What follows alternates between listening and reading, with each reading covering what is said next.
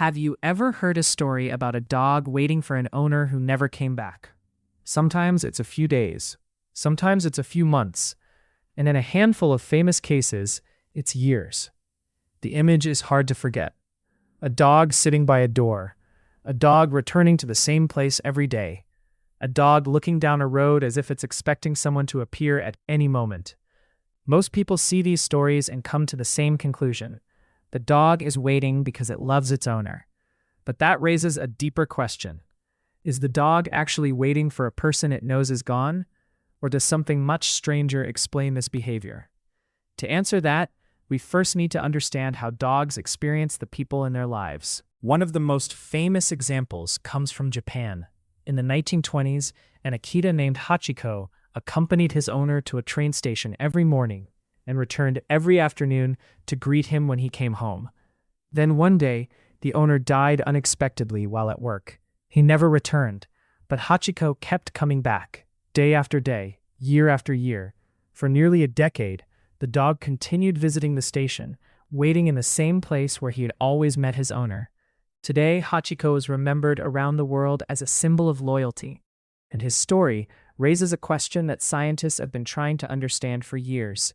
What exactly was happening inside that dog's mind? At first glance, the answer seems obvious. The dog loved its owner and refused to give up hope. But animal behavior is rarely that simple. Dogs do not experience the world the way humans do. They don't organize their lives around calendars, future plans, or abstract ideas. They experience reality through patterns. A dog's world is built from routines, the sound of footsteps, the smell of a jacket, the opening of a door, the rattle of keys, the arrival of dinner, the return of a familiar person. To us, these are small details.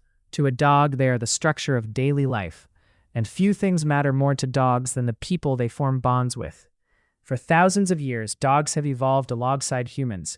Some researchers believe dogs may be the animal most closely adapted to understanding human behavior. They can follow our pointing gestures.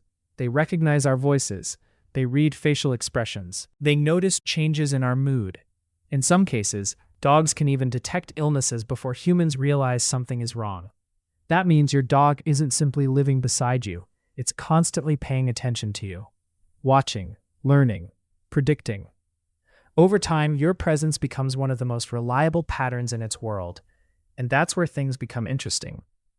Imagine waking up tomorrow and discovering that the sun didn't rise. You wouldn't immediately assume the laws of physics had changed. You would be confused.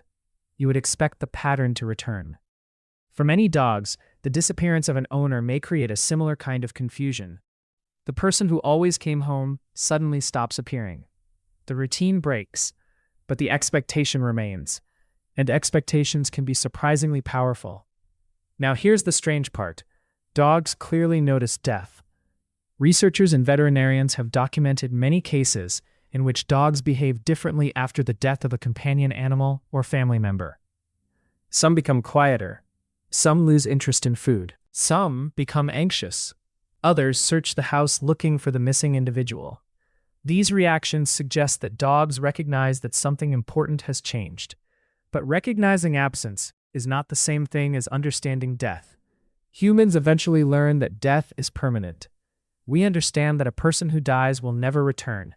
That idea sounds simple, but it requires abstract thinking. It requires understanding the future. It requires understanding permanence. And it requires imagining events beyond direct experience. Scientists still debate whether dogs possess that kind of concept. The truth is that nobody knows for certain. Dogs may understand that someone is gone. They may recognize that something is wrong. But whether they understand death in the human sense remains unclear. And that distinction matters, because a dog waiting for an owner may not be thinking, "My owner has died." It may simply be thinking, "My owner hasn't come back yet." Those are very different ideas. To understand why, we need to look at attachment. In recent years, researchers have discovered that dogs form emotional bonds with humans that resemble attachment relationships seen in young children. When dogs are placed in unfamiliar environments, many use their owners as a secure base. They explore more confidently when that trusted person is nearby. They show signs of stress when separated, and they often become calmer when reunited. In other words, humans are not just sources of food. For many dogs, humans are sources of safety.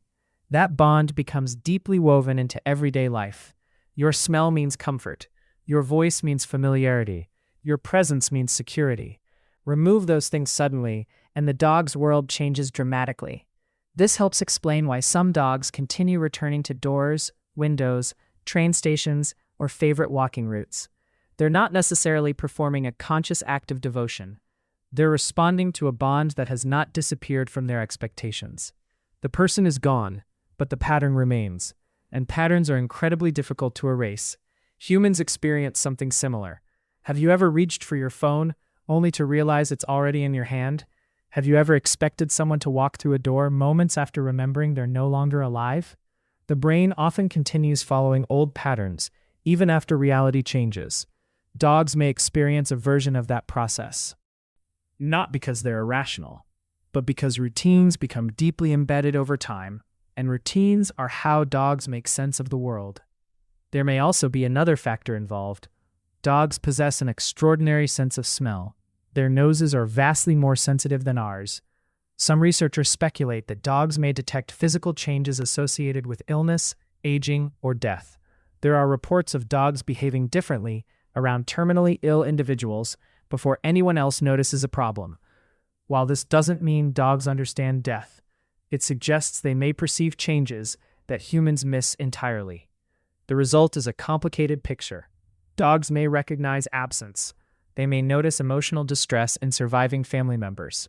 They may detect unusual scents associated with illness or death. But none of this necessarily means they understand what happened in the way humans do. And perhaps that's the wrong question anyway.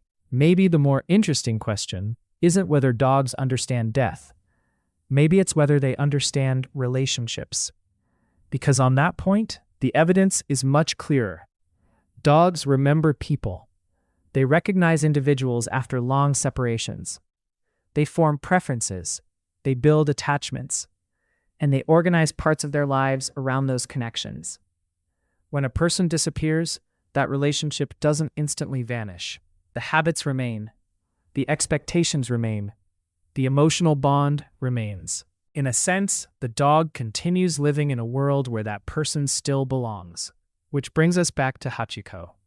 Was he waiting because he understood that his owner had died? Probably not. Was he waiting because he forgot? Almost certainly not. The reality may be somewhere in between.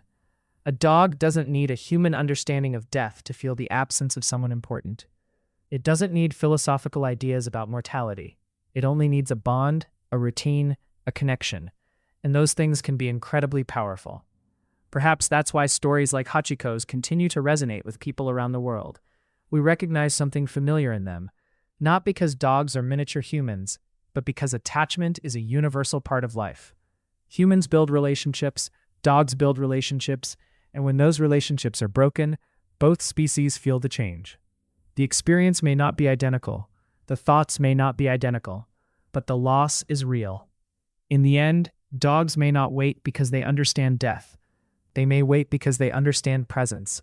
For years, a certain person was part of the world they knew, part of the routine, part of the safety, part of the story of everyday life. And when that person disappears, the dog continues looking toward the place where the pattern should return, not because it understands everything, but because it remembers. And sometimes, memory is enough.